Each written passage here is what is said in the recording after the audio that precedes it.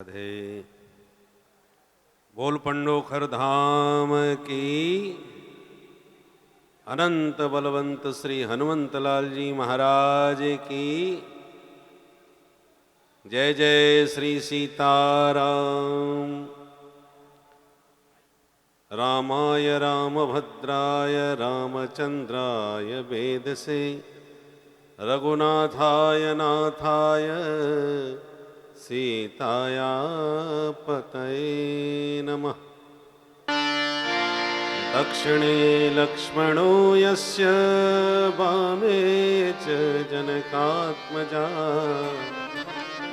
पुरतो मारुतिर्यस्य, तं वन्दे रघुनन्दनम्।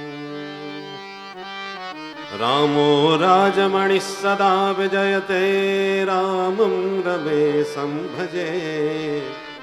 रामेण विहितानि साचरचमु, रामाय तस्मै नमः।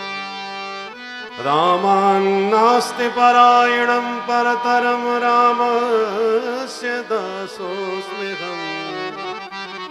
रामे चित्तलयः सदा भवतु मे, भो राम मामुद्धर। श्री सीताराम जी महाराज की। परम श्रद्धेय पूज्य श्री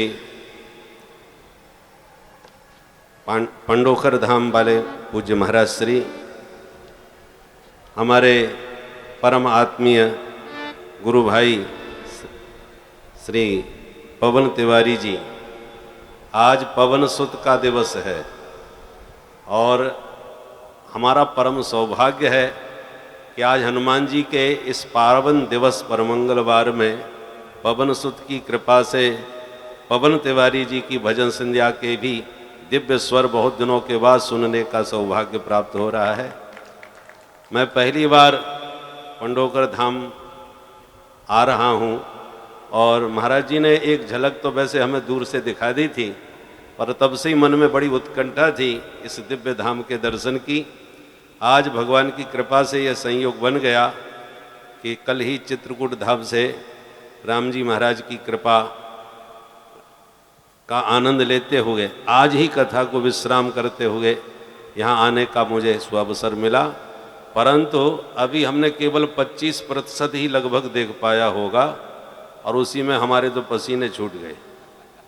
और महाराज जी तो पूरी तरह पूरे, अभी महाराज जी जबकि थोड़ा सा जुकाम उनको प्रभावित कर रहा था, फिर भी महाराज जी ने स्वयं चल करके पूरा स्थान दिखाया। और पूरा देखने के लिए तो मैं समझता हूँ वाहन से ही संभव हो पाएगा, पैदल चल करके देखना तो बहुत ही कठिन है। पर एक झलक में जो हमने अब तक देखा उससे हृदय बड़ा ही आह्लादित हुआ, मन बहुत ही मुग्ध हुआ, क्योंकि जो भी दिव्य शक्तियां हैं, देव शक्तियां हैं, उन सबका आह्वान करके यहाँ स्थान स्थान पर उन्हें प्रतिष्ठित किया जा रहा है। और एक कितनी सुंदर ये अध्यात्म पीठ की स्थापना यहाँ हो रही है।